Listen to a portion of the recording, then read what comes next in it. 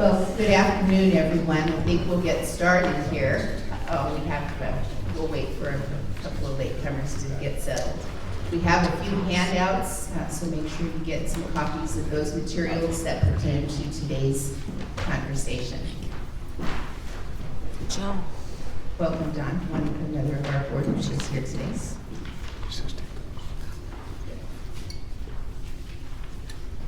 Well, I first want to acknowledge the grief that our community is undergoing now after the horrific deaths of some of our community members here.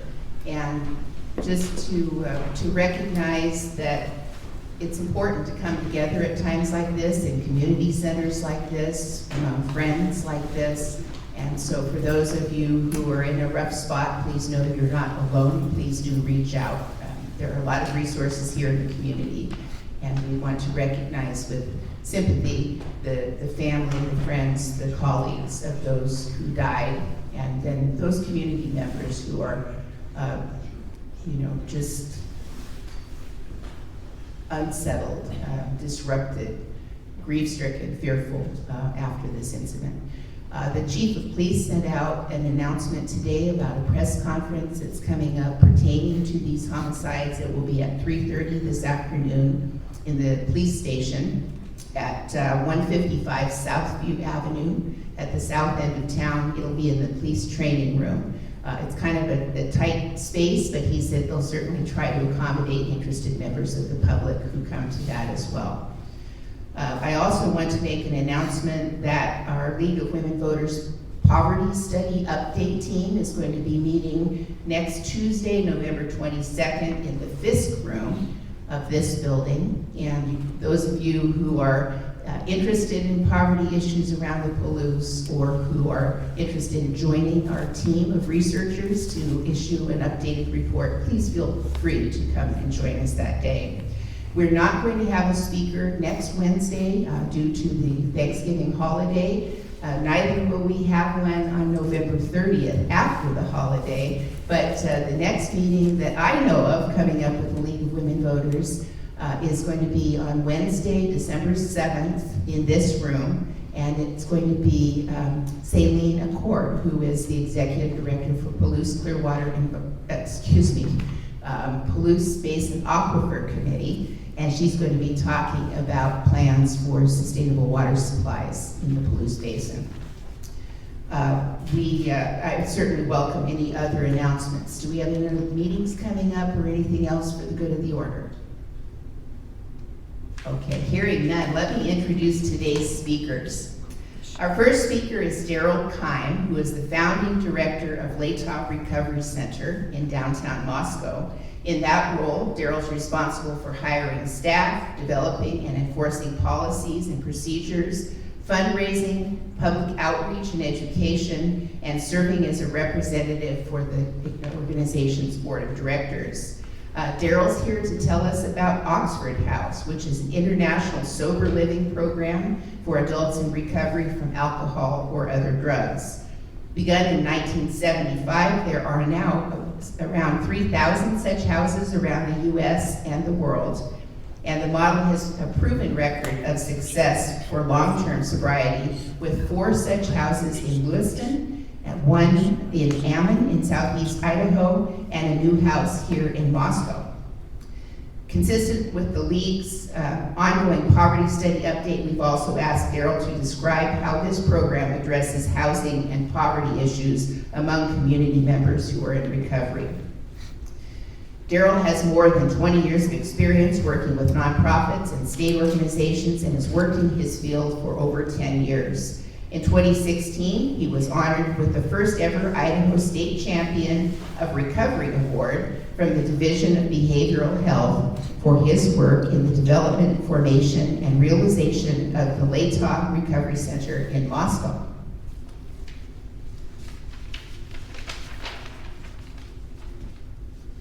Darrell's nominator described him as the face of recovery, the face of the recovery community in our rural college community.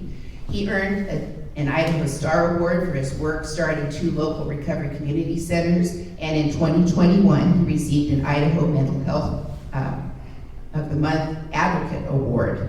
The cool yard signs that you see around town that say, with supportive messaging like, "You got this," and "You are worthy," were Darrell's idea too. Though he probably wouldn't tell you that. In his free time, Darrell enjoys reading, building home electronics, tinkering with his old Chevy, and chasing after his basset hounds and rabbits, which sounds like an interesting presentation for another day.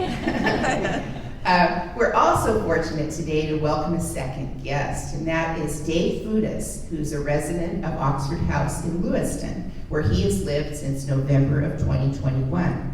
During this time there, Dave has held the elected positions of president and treasurer for 6-month terms, and he is currently serving as interim president and is considered a senior member of the House. Oxford House provided Dave with a clean and sober living arrangement in a time of need. It gave him a safe and supportive environment to be able to take the time necessary to work on himself. And because of his personal experience, Dave now has the opportunity to help others. And he shared with me so many of the things he's doing now. I know he'll share them with all of us this afternoon. We appreciate his willingness to share some of his experiences with us today. Please join me in welcoming Darrell Keim and Dave Voutas, and both look forward to responding to your questions at the conclusion of today's remarks. Thank you.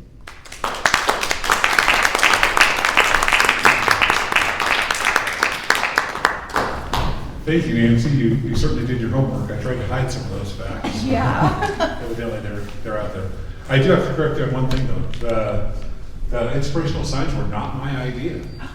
I stole that idea from Reader's Digest. Oh, I did read that. Yeah, the original idea, I think it's Asheville, Oregon is where the idea came from, and I read Reader's Digest. I liked it, so then I accidentally made it into a statewide campaign. Yeah. And what I did was I contacted Optum Insurance, one of our funders, and I said, "Would you guys? We have this cool idea we'd like to do." And they said, "Well, we really like that idea, and we're going to have them do it. All the recovery centers throughout the state do it." So that first year that you saw those signs, I think that was 3 years ago now, they were also up in all the other major communities, and Optum also did some road signs that said "Don't give up" and had that type of positive messaging, which was really cool. We liked it, so we've continued doing those signs every year, though. And if you guys ever want a sign, let me know, and we put them up twice a year. Put them up for 1 month, take them back down, because if you leave signs out too long, people don't see them anymore. But if they pop up new in different areas of town, it works out really well. So thank you for that, though. I don't have a fancy presentation planned.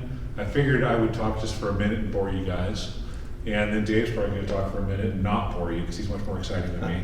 And then we'll watch a video. It's about a 15-minute video that really explains really well how an Oxford House, what their history is and how they're structured. And then we Q&A, and you guys are well known for asking lots of questions, so I bet we're here till 1 o'clock.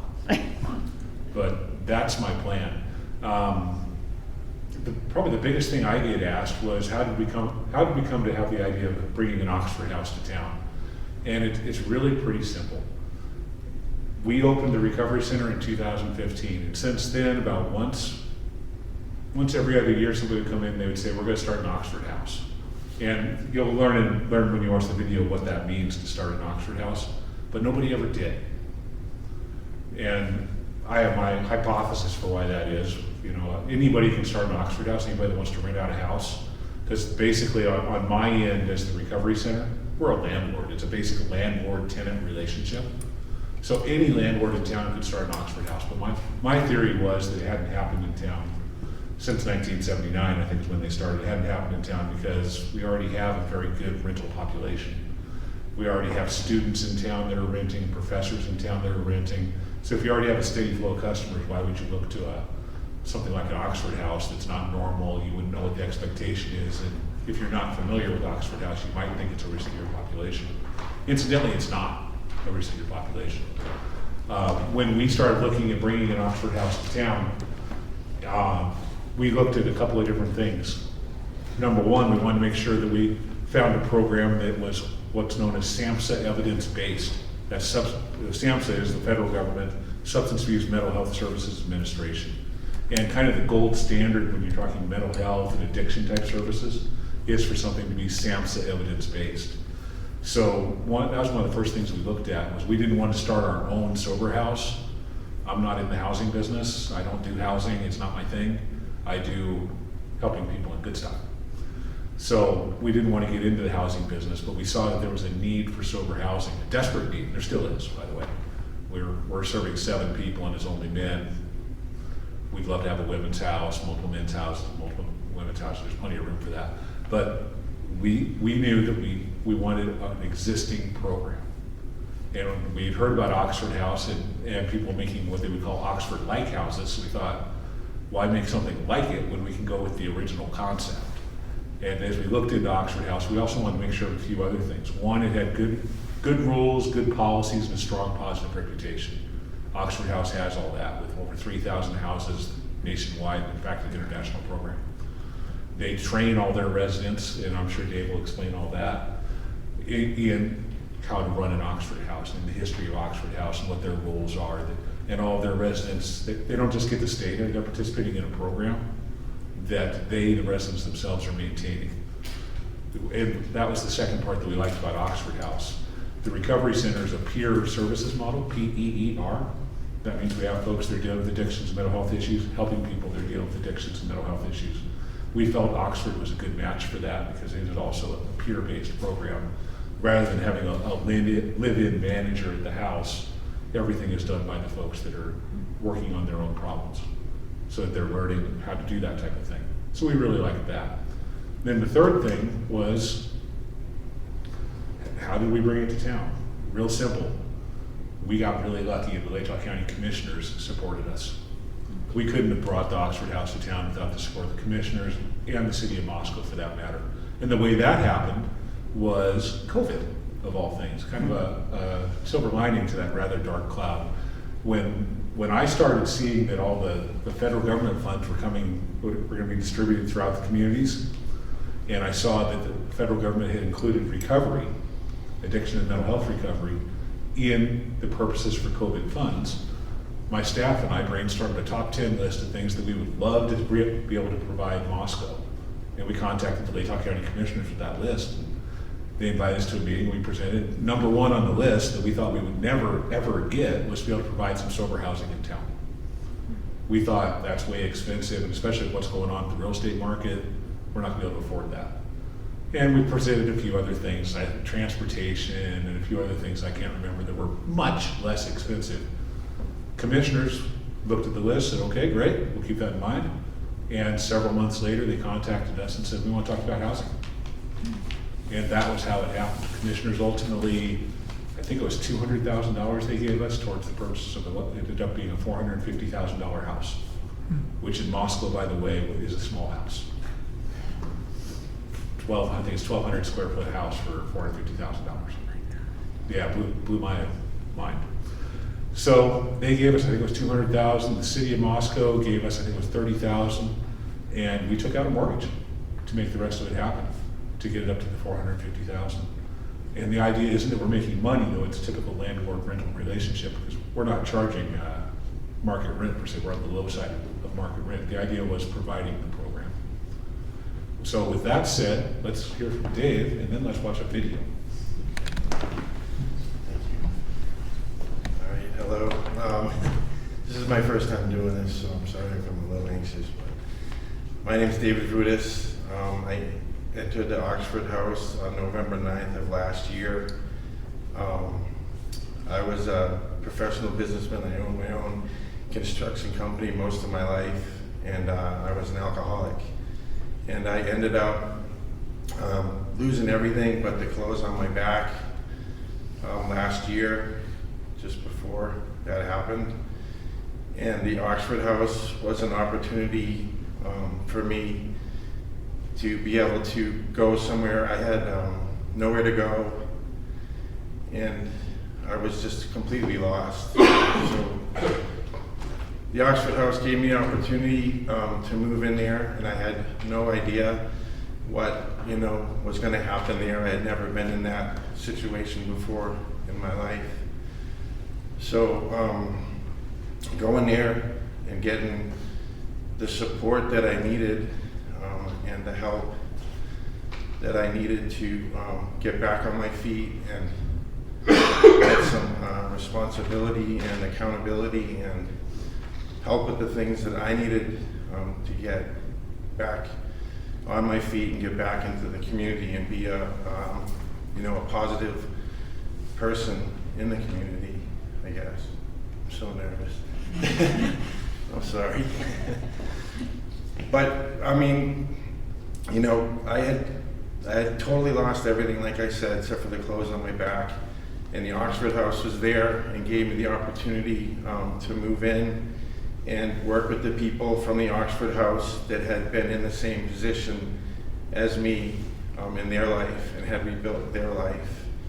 And through their experience, strength, and hope, I was able to start working on myself and getting back some confidence and being able to be a part of the community again. And over the past year, I went from pretty much broke and hopeless person that honestly really didn't want to live anymore at that point, to a person today that, I have a huge role in the community down in the valley. I work with a lot of people in the recovery community. I work with all the treatment centers in the community. I work with the court systems. I work with the jails. And I help get people that were in the same position that I was in and get them a safe and secure place to live. We help get people, we take people off the street that have nothing. We get them clothes, we get them a place to live, we get them structure, we get them guidance. We help get jobs, we help with any aspect that anybody could need. We're there to support them 100%. And like Darrell was saying, our houses are run fully autonomous. The house runs itself. Each person gets a position in the house, whether it be, just keeping track of the chores and what people have to do in the home, or keeping track of like the treasurer in the books, or different positions that you can work through. So it gives them a sense of responsibility and accountability also as we help them get back into society and be a productive member of society. So I mean, for what it's done for me, from where I was just over a year ago to where I am now is amazing to me, and I'm so grateful to be a part of the Oxford House and everything that they stand for. And it's a blessing to me to be able to help as many people as I help today and work with today in that community. And I don't, for me, I don't get a paycheck from the Oxford House, but the payment of helping somebody that's struggling in life that far down and watching them and help mold them into good, productive people that want to be part of society and want to be, a part of everything is just the biggest payoff that I could ever get from being a part of that. I don't know. That's really all I can say. I can answer as many questions or anything that anybody has about the Oxford Houses. But I hope that. Let's watch the video. Okay. Thanks.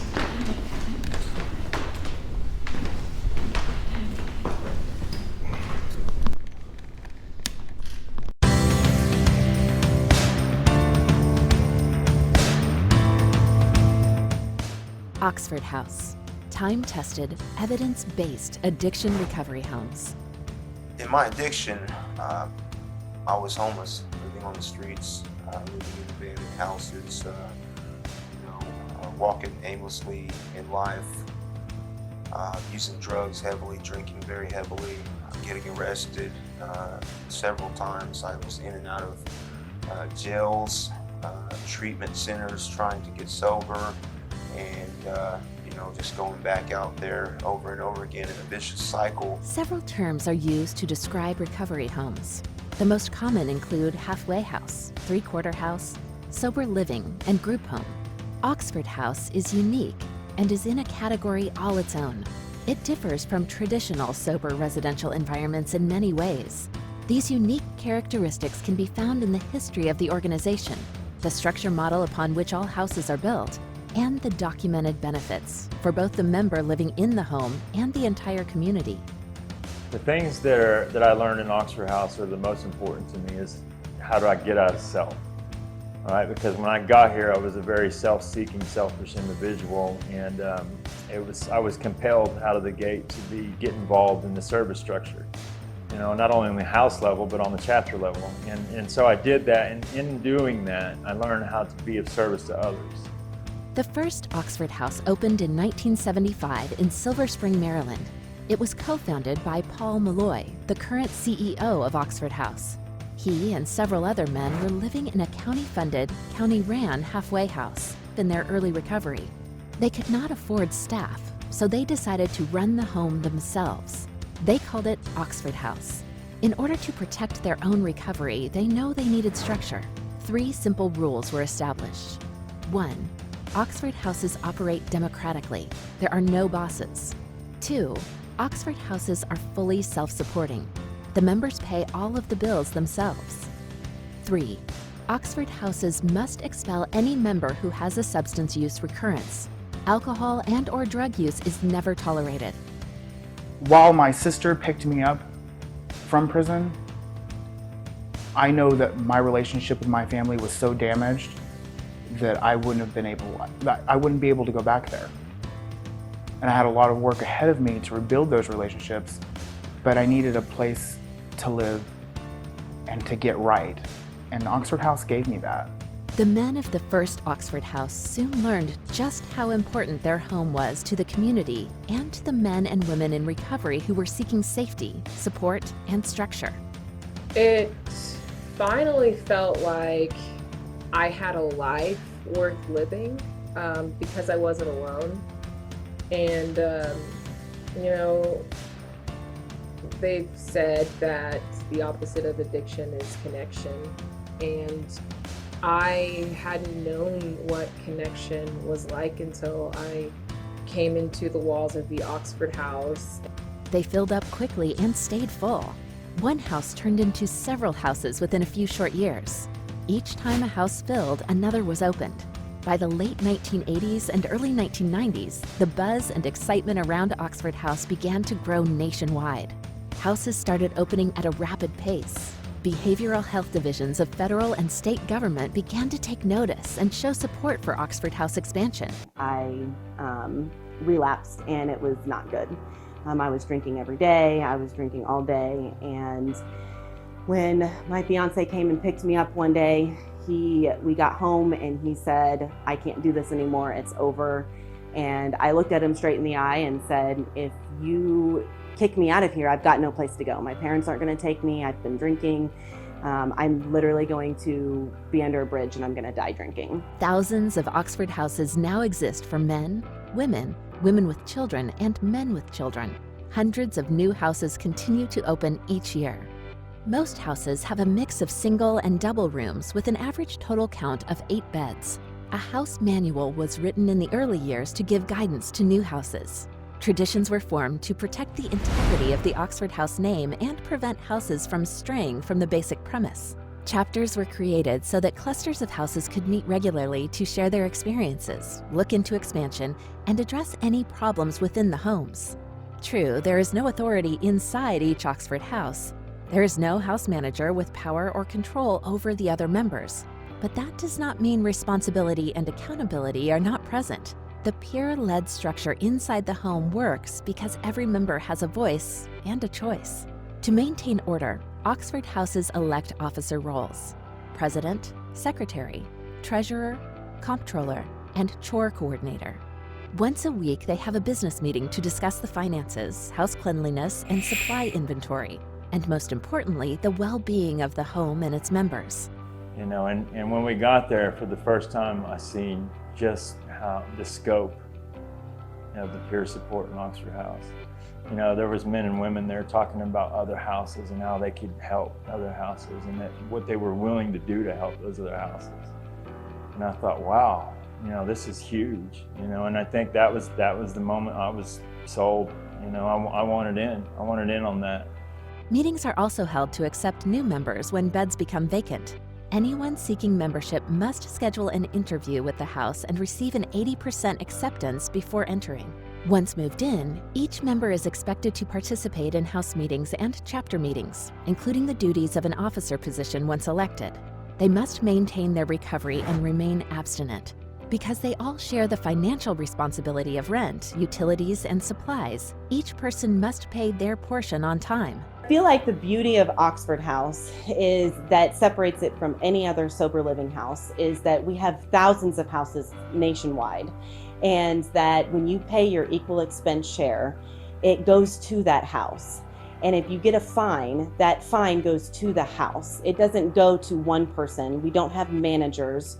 We don't have people who run the house. It's the people who live in the house who get to make the decisions and who get to decide where that money goes to. If it goes to a new TV or if it goes to a unity event that the house puts on. If you do a pizza night and a movie night, or you go out to dinner, that house can pay for it because that money goes to the house. It doesn't go to anybody else.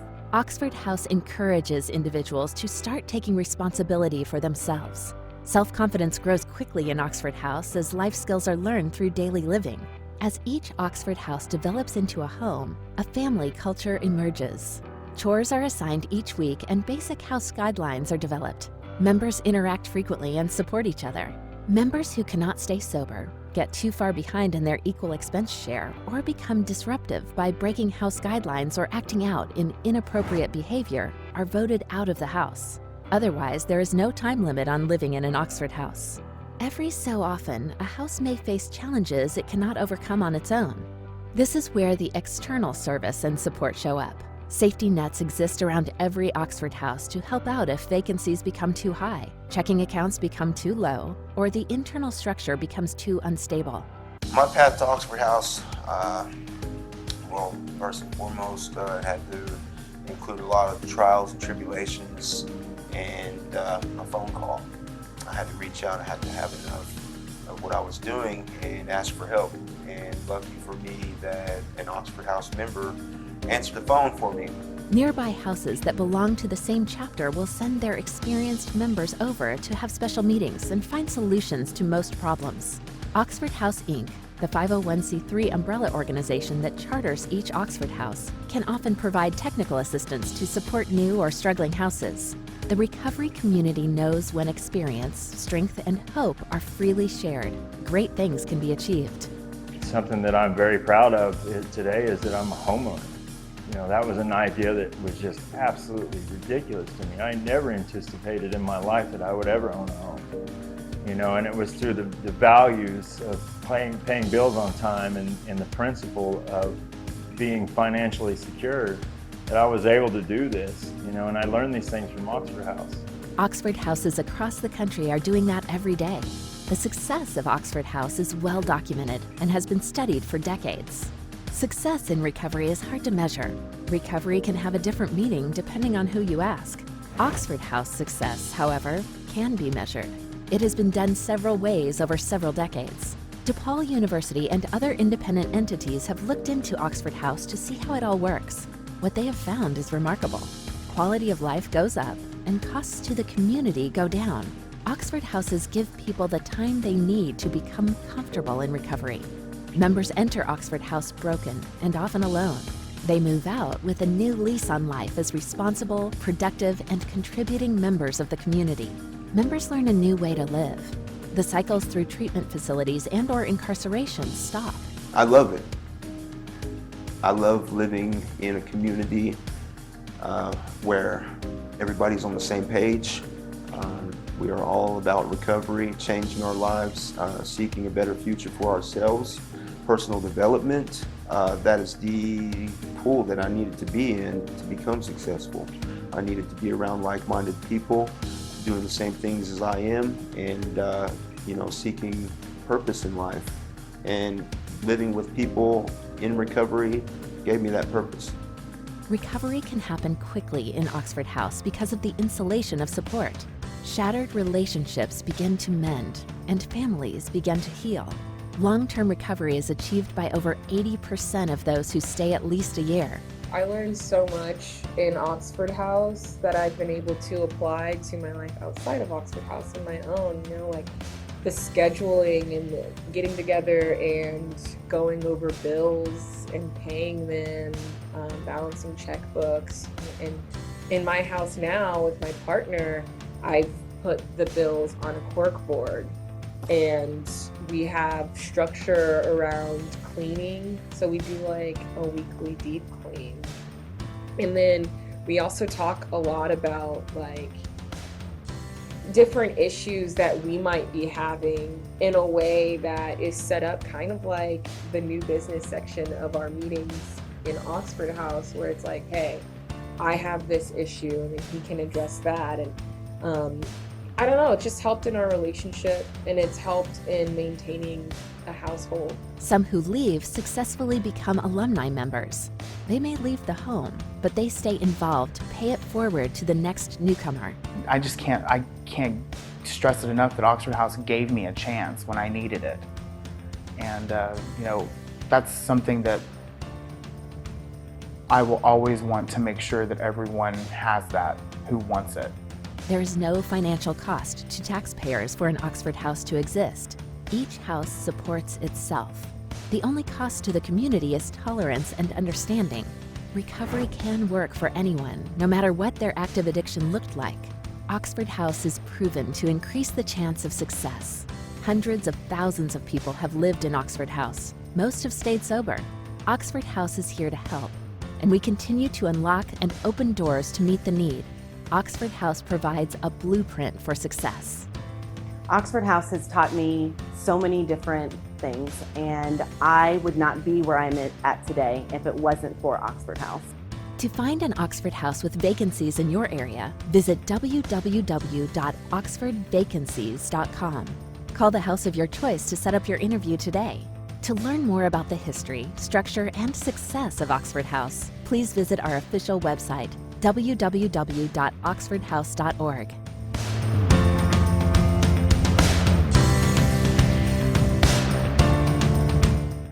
How about that? Anybody have questions so far for any of our speakers? Yeah, I do. I guess this is kind of from the county standpoint, but who owns the house in Lewiston? And please repeat the question if you would, Dave. Actually, it turns out this microphone will pick it up. Is it? Okay. As long as you speak loudly when you ask the question. She asked me who owns the house in Lewiston. The gentleman's name is Brian Todd that owns our house, and he owns, I believe, 4 of the Oxford houses in Lewiston. He was the one that started the first one. And when they went to expand, they asked him, and he provided the other homes for the people in the valley, for the Oxford house. Thank you. And how do you find people? Do the people find you, or do you go out and ask people to join you? And if you do that, how do you decide who to ask? In my experience over the last year, with working with the county, with the treatment centers in the valley and the correctional institutes, be it the county jail or the prison system, and the homeless facilities in town, or the homeless people that work with the homeless, we have more applications than we can actually fit people. And what happens is we ask each individual to fill out an application, and by filling that out, it can give, like, may I review applications? So I can read it and get an idea of where that person is in his life. And then we set up an interview that also does the same thing. It's like a 35-question interview process where there's really no right or wrong answer, but it allows me to understand where that person's head is and what they're looking to do and where they're looking to go. and then I bring that information back to the house. The video did explain that there's no real bosses in the house. Each person has an individual role in the house, but every individual has an equal vote. Even the president is an equal percentage of the house. No one has more rule over the house. And then we discuss everything, and then a vote is taken. And as long as 80% of the house vote says that that person can move in, then that person's allowed to move into the home. And it would be typically, for a person not to get voted in, it would have to be real current events like drug use or crime that happen really currently. We'd like to see at least 30 days of someone trying to do the right thing, drug and alcohol free, maybe enrolled in a treatment program, go into AA or NA or those 12-step programs, and to see that the person is trying to do things on their own. And sometimes we get people that are only a day or two off the street from using drugs or alcohol, and that can be a little bit scary, because you don't want to, the other members of the home are there trying to be in recovery and try to be, get their lives on track, and you don't want to bring in somebody that could be detriment and hurt other people in the home. So that's why that process is like that. I'll quickly add, in addition to the word of mouth Dave just described, Oxford House National maintains oxfordhousevacancies.com, I think is what it is. And they list, I think it's updated, is it updated weekly, do you recall? Yeah, we're supposed to check it. As the president of each house, we're supposed to check it weekly and update it weekly. So they have a complete list of all vacancies in Oxford houses nationwide that's updated weekly. Pictures of the house, I think how many beds it has and how many vacancies it has. So there's also that. In our case, I think we opened our Oxford house July 15th, and we were full within 2 weeks with 5 people. Ultimately, we did some remodeling and made the hospital have 7 in there, and we were full up to 7 as soon as that possibility became possible. The video shows both men and women. Is each house gender specific, or are some of them mixed? Single sex only. So they'll have men's houses, women's houses, and then women and children's houses. I'm not aware of men's and children's houses. No, not as a full-time. We have men that have children and have joint custody, and we allow, there's specific rules that are set for men to be able to have their children stay overnight in the house, but there are rules and guidelines so that the men are able to be with their children when they have their allotted time with them.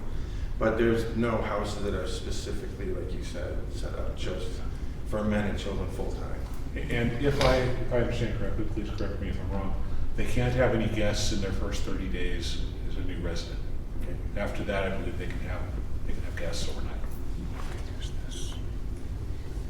The property valuation is inflated now, and I wonder, now we're seeing interest rates going up too, and I'm wondering if there's a special category for Oxford House type models for reduced mortgage rates, or if there's an opportunity for legislative advocacy that would provide for that. There certainly wasn't anything made available by the bank for us. We got a typical business loan for buying, like we were just be a regular landlord. And that was the best deal we could find. Sure. It seems as though these houses, especially the ones that have children, would be perfect to have support animals coming in. Do you know if any of them, I mean, allowing pets is one thing where someone might have an allergy, but do you know if any of them have that?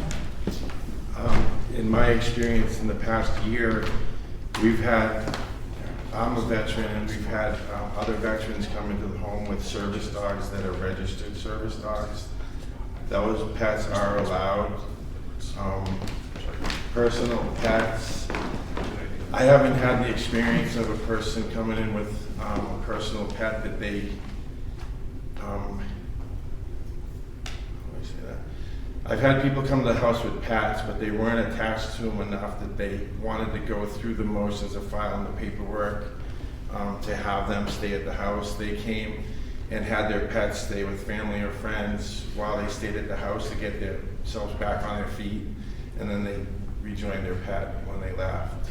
So my only experience with people actually having pets in the house full-time were veterans with service dogs that were actually registered service animals. Do people get second chances if they get told to leave, if they break the rules, get told to leave? Is it one and done, or can they come back? If The three umbrella organization that charter. Oops. That's a great question. Because it's hard because people make mistakes, you know, and if people have been living a certain way, you know, and to come in and try to change their lives can be difficult for people. And it's difficult to ask people to leave. Most people that are asked to leave use again. They go out and use drugs or alcohol. And there's no question you have to leave the house when you do that, because you put everyone else in jeopardy. But the rule of thumb is Oxford House is, if you are asked to leave an Oxford House, you can reapply after 30 days. But they're going to look at, you know, we look at the same thing. What did you do in those 30 days that, you know, we would want to bring you back in to the Oxford House? So if somebody does that and goes out and it is a mistake, and they get right back on their feet and they get back to treatment or back to recovery meetings or get back to getting support, after 30 days, they're more than welcome to come back, and most likely they'll be voted back into the home. Darrell, you mentioned the role of the Latah County Commission in approving funding for this Oxford House in Moscow. How would you weigh the importance of the role of Latah County Commissioners on the Behavioral Health Board? I know that Tom Lamar has been terrifically active in that role. Before him, Tom Stroshine. How important is that you have government officials who are participating in behavioral health boards and other organizations that are supportive of models like this? So a little background, there's a group called the Regional Behavioral Health Board that is mandated by the state that meets monthly well, in the ether nowadays, but supposedly down in Lewiston. And it's prescribed by the state. I think that they have 20 or 24 different very specific types of individuals on that board. So it'll be specific, like a parent of a child with a substance use disorder, or law enforcement individual, things like that. And one of the things that they have required in there is that your county commissioners, that we have a county commissioner or more also on that board. To answer your question, I've loved that they've been on that board. I've been going to that board meeting since about 2009. In fact, I just stepped off that board last month for the first time since 2009. And especially Latah County, we've had very well-informed commissioners that are very much in favor of behavioral health type issues. So I've liked it from that standpoint for Latah County's purposes, because it keeps them in the loop of what's going on throughout the region for behavioral health, and also it allows them to advocate for projects like this, or for projects like the Recovery Community Center when we first started to open that up. That was also something that's strongly supported by both the commissioners and the Behavioral Health Board. But I've also liked it from the standpoint of the other counties within the region also have to have a representative there. And whether or not they're as supportive as Latah County, we won't go into, but I really like that they're exposed to those things on a monthly basis, whether they like it or not. Thank you.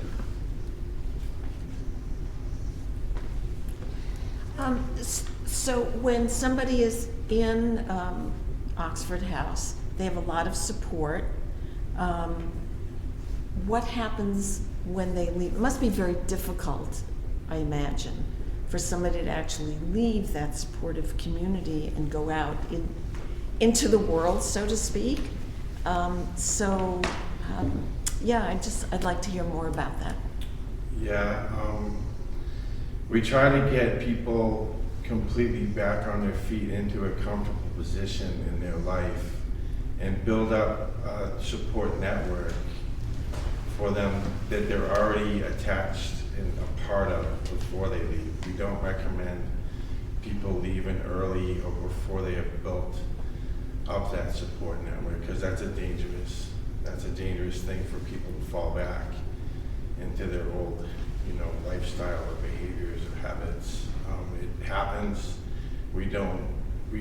Like the video said, there's no time limit on living in an Oxford house. You can live there as long as you want to, as long as you pay your rent and you're a part of everything and you're doing the things that you need to do. You can stay there as long as it takes for each individual person. You never know how long it could take. Each person's different. But at least the opportunity's there and the support's there for as long as they need before that. So one of the things that I liked and that I shared with my board of directors when I was advocating for Oxford House in particular was that, much like Alcoholics Anonymous, they have large districts and they have large district activities and get-togethers. And one of the things that I've found has been that the better support groups become a social network. And social networks don't go away just because you're not living in a house anymore. You still have that social network. And that was one of the things we really liked about the Oxford House, was that, like an AA group or others, that they have that sort of a social network. And they're big enough with 3,000 houses nationwide that while they're kind of new around here, they've got that nationally. They'll have national conventions, they'll have regional stuff. So that social network keeps going on. A really basic saying that I've heard from a variety of different support groups is that the opposite of addiction is connection. And that to us was big.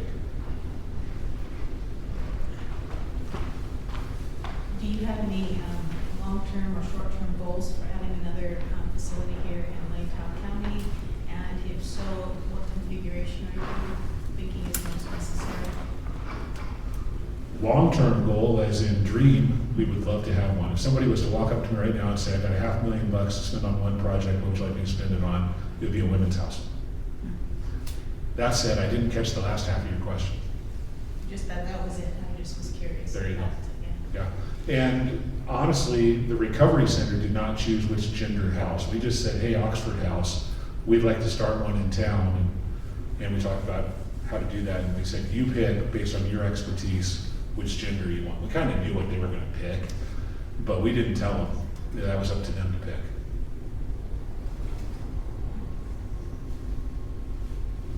This is kind of a different kind of question. We were looking for a house recently in Moscow, and every neighborhood is so different. You get in a student neighborhood, or you get into a neighborhood that feels like, Yep. whatever. And when you're looking for a neighborhood that will be supportive, it sounds like within the house it's very supportive, but we like a neighborhood where the whole place feels supportive, like you can trust your neighbors. So in Moscow, when you look around, what neighborhood do you think, this would be a place where it would be welcoming and supportive? And because I imagine that's, maybe I'm wrong, maybe that's not.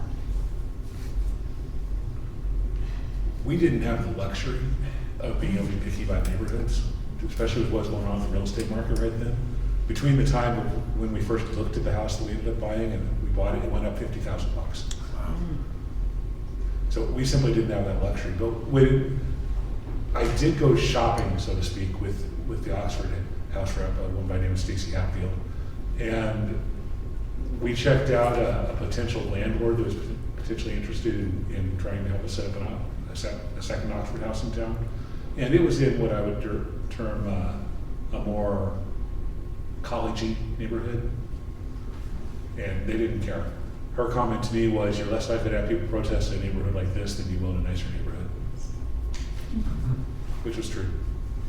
And the residents have felt comfortable and. Yeah. The only reason why that house was not also selected was it had some architectural issues that made it undesirable for an Oxford house. Yeah, Darrell, you want to kind of piggyback on the question about neighborhoods. we did have the challenge of people in the community. We did. I want to speak to that, how we addressed that. We did.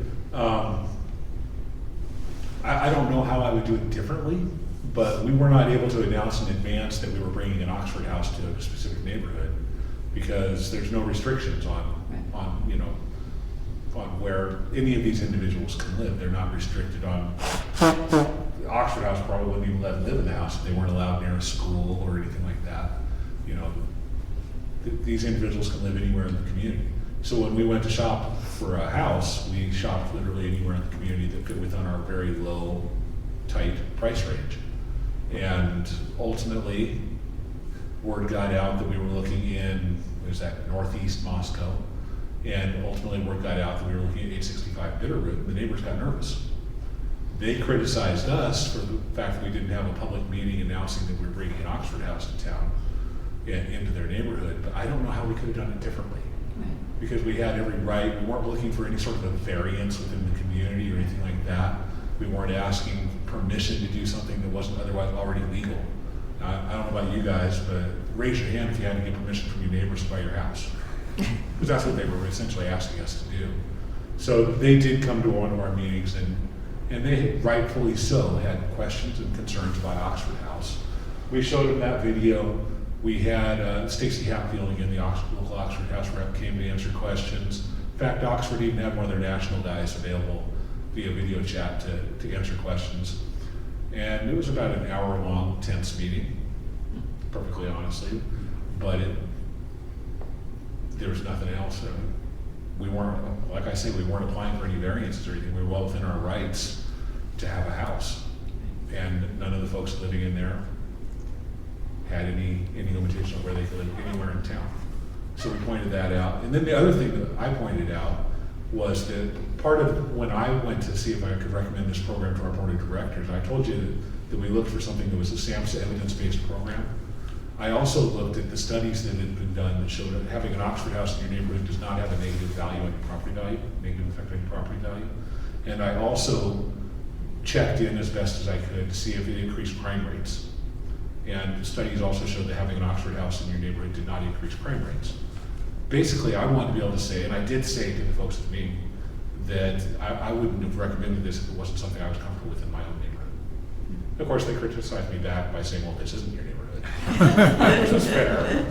But that was how I felt, and it was how I would continue to feel. Incidentally, since we opened July 15th, we've had exactly one neighbor complaint.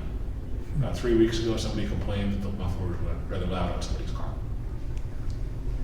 I called, because I had this meeting coming up, I wanted to verify, so I called the police and asked if they'd seen an increase in complaints.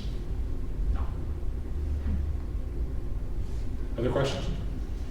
Or Tom, did that get everything you wanted me to say? Yeah. But Tom's a board member. And incidentally, just to point out, small town in Moscow is, we didn't know it when we went to buy the house, but we bought it directly across the street from one of our board members. Yeah, which is kind of funny. Nancy? Yeah, actually, we're kind of neighbors too of that nearby, so and I haven't heard anything. Not even mufflers. Not even mufflers, good. But how are Oxford houses? Is there a formula for how they're furnished? And does the Moscow house, as a new house, need anything? I mean, how do you do that? I think they're pretty well stocked. Correct me if I miss anything, but when we went to open up the Oxford House, two things became apparent. One, Oxford House regionally had some furniture available. I don't know where they store it or how they do that, but I frankly made their job really easy. I just called up the Hope Center and said what we're doing. They said, well, take whatever furniture you need. Yeah. And then we had a donor that donated some mattresses because we didn't want Hope Center mattresses. Okay. Last question. You had 7 people in the house now, and a relatively small square footage. How do you do that? That's you. Like the video said, we have single rooms and double rooms. We section off the double rooms to give them as much privacy as possible. They typically can fit their bed in a bureau. They have TVs. They make it work. Everybody makes it their own personal space, you know, and they set it up how they want, you know, we let them set it up how they want to.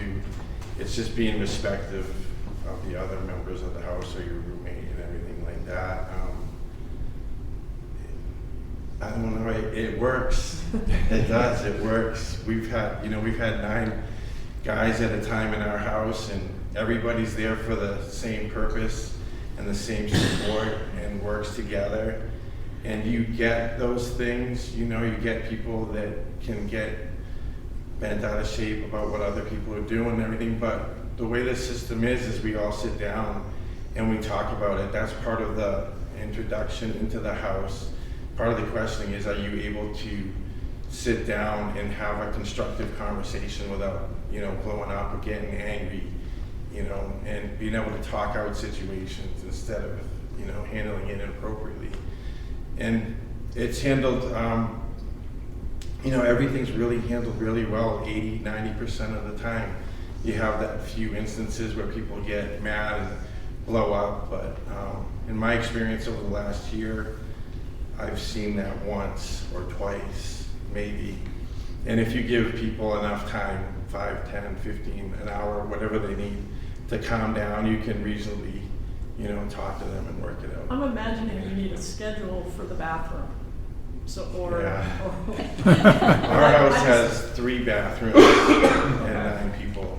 All right, So, well, that's doable. Yeah. but it works, yeah. I mean, people, we know who needs to be at work at what time, who needs to do what at what time, and everybody makes that schedule accordingly. And again, once in a while, people butt heads, but they work together when they try to get in there and have to do the kitchen or the bathroom things that we only have enough of. It always works out. Everybody's there to work together. Do you have meals together like a family?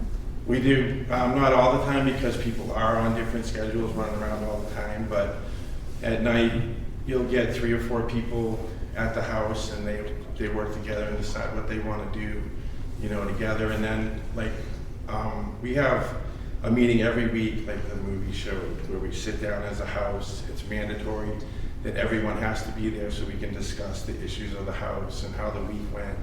And we'll plan a meal for everybody then. Either it could be takeout, pizza, and everyone eats it, or we could cook. You know, we've cooked turkeys and hams, and we've had Christmas at the house and invited other Oxford houses to come join us for holidays and everything like that. So yeah, we've done a lot of that stuff. And when you walk into at least a couple Oxford houses I've seen, they're real clear what the rules are too.